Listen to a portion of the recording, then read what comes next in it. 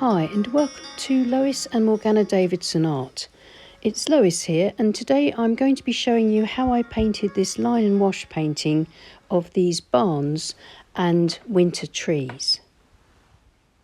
It's a great way to practice drawing skills as well as painting skills, and for beginners line and wash paintings can be a nice easy way of starting to learn watercolour painting, because you put the structure in with your drawing and then with waterproof fine liners or ink, and it gives you a chance to focus on your pencil drawing, and you can erase any lines that you don't like and make sure you get the pencil drawing to where you want it and the way you want it to look before then going over your pencil lines with fine liner.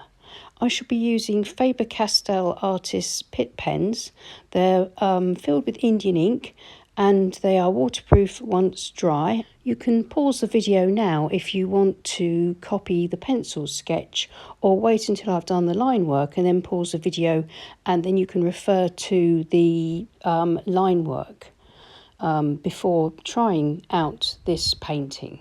The nib size I will be using with my fine liners is 0.3mm and a chisel tip 1.5mm for the heavier marks.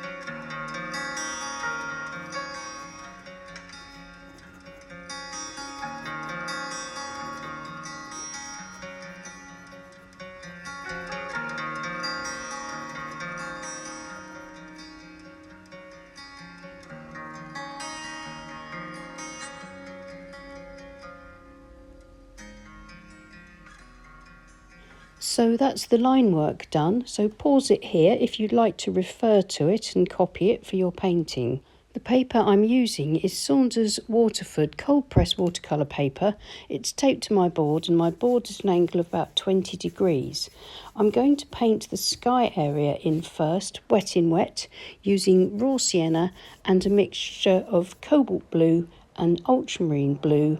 I'm going to put it on with a large wash brush to start with, then spray with a water spray and tip and tilt the board until the washes flow in the way that I want them to.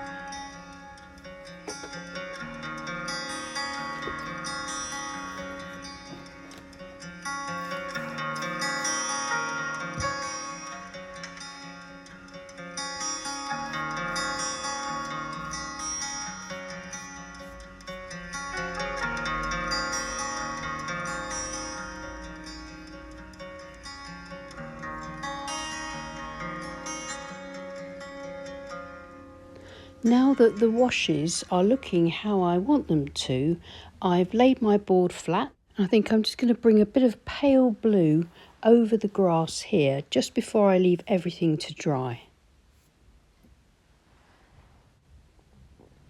And then once it's dry, I'll raise the board back up to about 20 degrees and start to work on the landscape. I'll be painting the grassy areas first by mixing up a green mixture of slightly different hues from cobalt blue, ultramarine blue with varying amounts of raw sienna and a little bit of burnt sienna and maybe some cad yellow if I want it a little brighter in places, and then just working across my grass using a large mop brush to place the washes, trying to keep a bit of dry brush across the front just for a little bit of variation and light on the grass.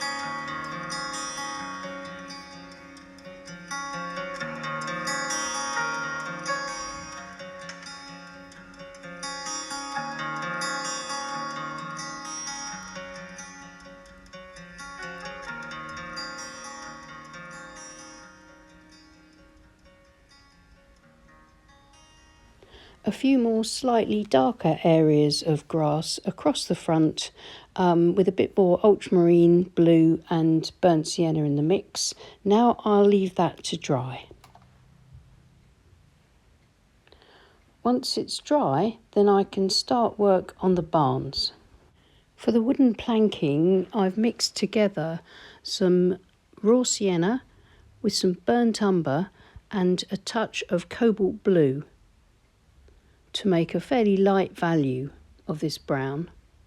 And then using the flat brush, I'm just going to be painting over the planking of both barns. If the mix is slightly uneven, that's fine because it'll give it a sort of weathered look.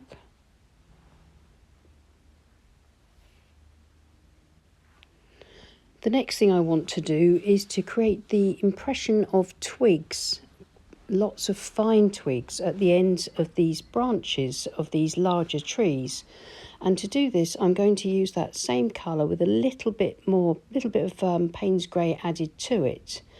And using my mop brush and keeping the mix of paint fairly dry, I'm creating some dry brush marks over the ends of the twigs.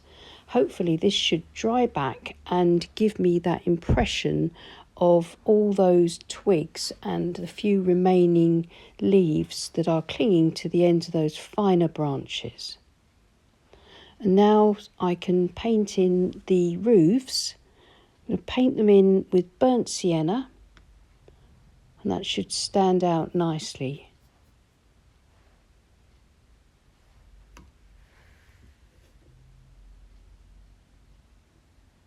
I'm using a small calligraphy brush to paint these in, but use any brush that's got a reasonably good point. I've nearly finished painting this second layer. I'm going to just add a few darks to those twigs and then use that same dark mixture, which is made from Payne's Grey, burnt umber and burnt sienna rather, and ultramarine, and I'm going to paint in the tree trunks. Once the tree trunks are done, then a little bit of dark dry brushed over the foreground will sort of prepare it for a final glaze once it's all completely dry.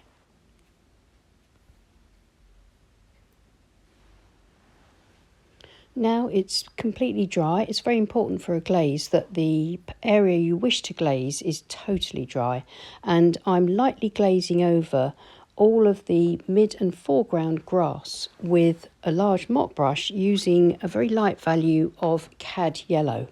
This will sort of brighten it up and add that late afternoon glow to it from the glow in the sky, and hopefully just bring the painting together. And then into the cad yellow glaze, I'll put a richer bluer green into some parts of it just to add the variation in tone and to help the path to stand out. This bluer green is mixed up from cobalt blue, ultramarine blue, burnt sienna, raw sienna and some cad yellow. And I'm dropping a little bit of this cad yellow glaze over the tips of those little twiggy branches at the ends of the branches so that they look like they're catching the light too. These finishing touches are really important. I think it's these that add sort of shadow and depth to the painting, as well as keeping that nice light glow and making the path stand out. Glazes like this are really useful in watercolour painting because watercolours are mostly translucent if you use them lightly.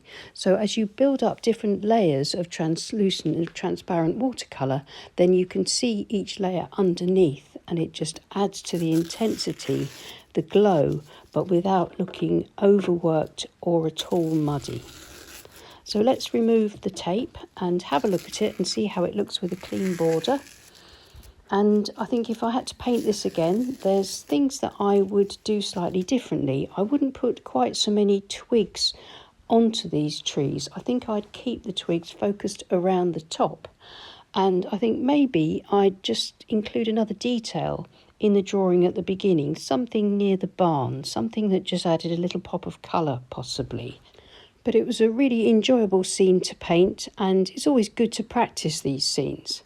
And then the next time you try a similar scene, you can take what you've learnt into the next painting. So I hope that was helpful. Let me know what you think in the comments. I always enjoy reading your comments.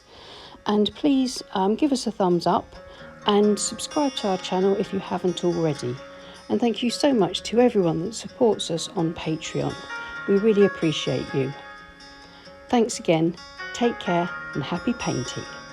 Bye.